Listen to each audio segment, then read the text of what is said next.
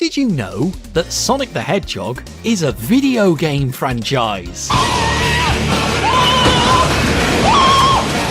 Well, believe it or not, there are also board and card games of Sonic the Hedgehog, and there's been quite a lot of them since his creation in 1991, and in the last few years there's been a small renaissance of Sonic card and board games, such as the IDW Sonic Crash Course and Dice Rush games, which I actually own, and I was going to show you them in this bit, but I seem to have lost them somewhere in my house.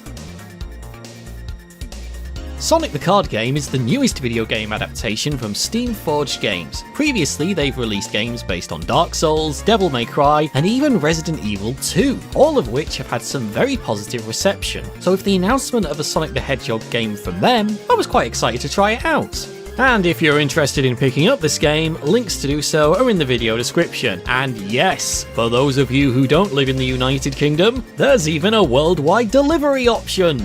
But before we get into this, a huge thank you goes out to the UK Sega shop for sending me an early copy of the game in order to review. And if you'd like to get the game 2 weeks ahead of general release, be sure to use the link in the video description to get your copy of the game. And also a huge thank you goes out to this video sponsor, Hotline Sehwani. Hotline Sehwani has some amazing Sonic and gaming music remixes on their YouTube channel, and I've included some of their work in this video. So if you like the sound of what they do, you can find links to their YouTube, Spotify, and other music platforms in the video description. And with those things out of the way, let's get on with this. So let's start off with the presentation. The game uses a lot of stock Sonic artwork, and I'm actually okay with it. Whilst I would have preferred some original hand-drawn artwork, this presentation is fine, it looks nice, and it even has its own unique logo, so what's not to like? And the box art doesn't lie, all these characters are playable in the game. Yes, you can actually play as our Lady of the Soul Dimension, Blaze the Cat. And then you also have the deck cards, which consist of 2 zones, Green Hill and Seaside Hill. You also have some enemy cards, and even some bonus cards, which we'll talk about a little bit later. Speaking of the cards themselves, they're really durable and very nice quality. In fact, the entire game is. Even if you end up playing this game repeatedly, I doubt you're going to accidentally crease a card. They're quite strong and very durable. So how do you actually play this game? And most important, is it actually fun to play the game? Well, let's find out. First of all, I need 2 to 6 friends to join me.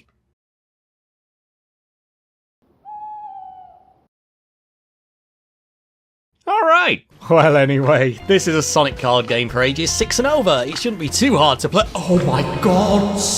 Okay, so the instructions are actually only this length. Since it's in multiple languages, it looks a lot more scary than it really is. So I'm going to show you now how I think the game should be played. Notice how I just said how I think the game should be played. Yeah, we'll come back to exactly what I mean by this a little bit later. First of all, as they say in Sonic Adventure, select your character. Each player picks one of the 6 different playable characters. A game deck is then created using the zone, bonus, and enemy cards.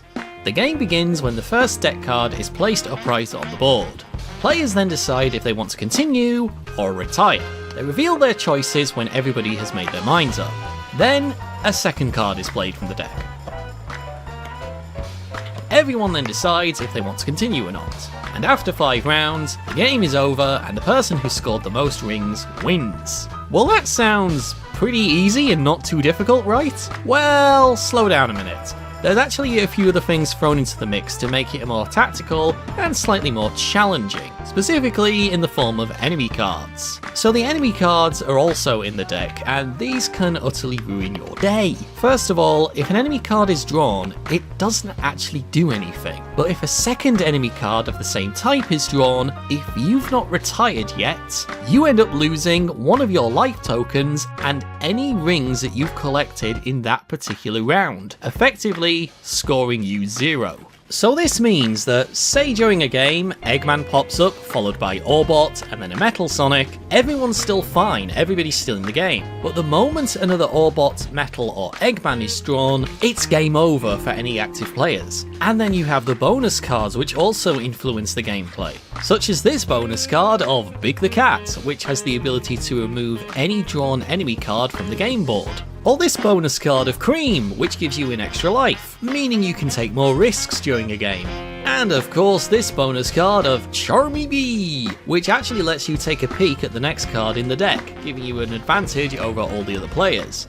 Combination of the enemy cards and the bonus cards really do help mix up the gameplay, meaning no 2 rounds are ever quite the same. Which brings us on to the big question, is the Sonic card game actually fun?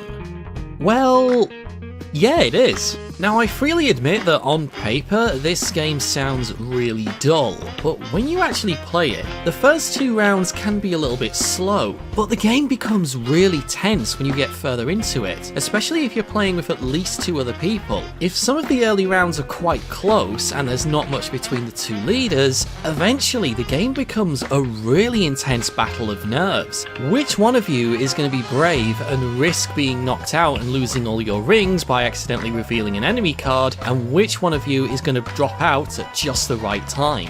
And you're never quite sure when Orbot will turn up and completely ruin your game. So it can be quite a fun game just for the tense factor. In fact, when I was at university, we'd often sit down and play various card games in the social areas when we had some short downtime. One of my best friends at the time was actually leader of the Board Game Society. This is the kind of game that you can very quickly play and complete. It's also a good entry-level game for those that don't want too complex a card game or board game to try out. That said though, the game does have a few problems. Remember how I said, this is how I think you play the game? Well, that's because the rules and the game instructions are a little bit unclear, and some of the concepts are so poorly explained, I'm just frankly baffled. The best example that I can give of this would be this bonus card. This is the invincibility power-up. You'd think that this would be used to stop an enemy card from taking a life, right?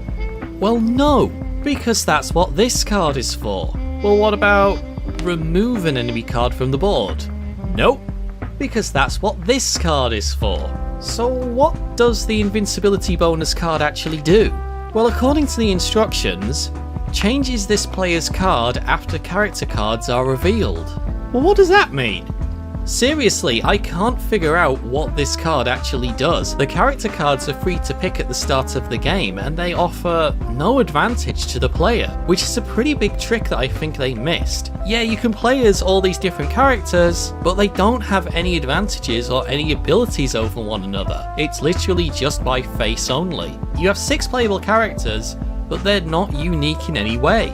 I don't understand why this isn't a thing and why this isn't like an optional rule set in the game. It seems so obvious a concept and such an easy idea. In fact, here's a few ideas that I came up with, which if you do decide to pick this game up, maybe you want to use this to try and mix up the gameplay a little bit. Sonic. How about each round he has the ability to draw 3 cards at random from the deck? Amy? Well, she's got that hammer of hers. How about when the next card is drawn, whatever value is on it is knocked off the opponent's score? Blaze the Cat. When an enemy card is drawn, Blaze banishes that enemy card of the same type from the board. I'm sure you could probably think of some other ideas, but they were just ones that I thought at random off the top of my head. And I think that's key to this game in terms of finding fun and entertainment in the short and long term. Once you have an idea of how the game works and how you're supposed to play it, you then come up with your own main rule set and then add your own variations and mix into the gameplay. You're not sure what I mean by that? Okay, here's some examples really quickly off the top of my head. Instant kill mode. Draw an enemy card from the deck, and that round is over. Or even vary the number of enemy cards that are in the deck to make games last longer or shorter. I'm sure if you actually picked up this game, you could probably come up with your own variations and different rule sets as well. There's a lot of potential here. So should you actually buy this game, and will you actually enjoy it? Well, from a Sonic merch collector standpoint, oh, absolutely pick this up. You have merch here that features some of the minor casts such as Blaze and Cream, but as a game itself, it's alright. I had fun playing this. It does actually get pretty tense when you get to round 4 and there was only a few points of difference between me and my opponent. And that's where the fun comes from in this game. It eventually becomes a test of nerves between you and your opponent. Which one of you is going to bow out first, and will it be the right decision? And despite what the game box says, yes, you can play this game as a solo player. We've had quite a lot of Sonic board games and even card games in the past, and this one isn't a bad addition to that. Granted, it's not the best board game or card game ever invented, but it's still a pretty decent addition. I'd say it's definitely worth a pickup, and once again, links to do so are down there in the video description. I hope you've enjoyed this little look at the Sonic card game. Thank you so much for watching, and I'll see you again next time.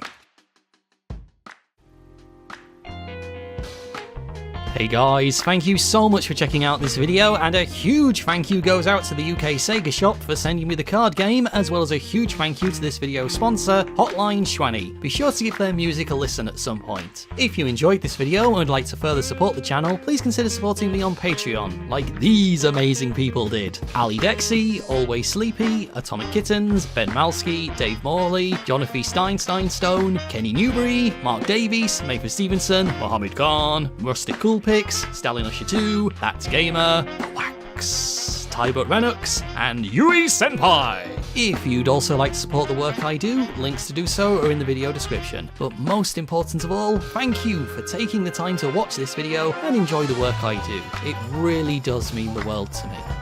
Thank you.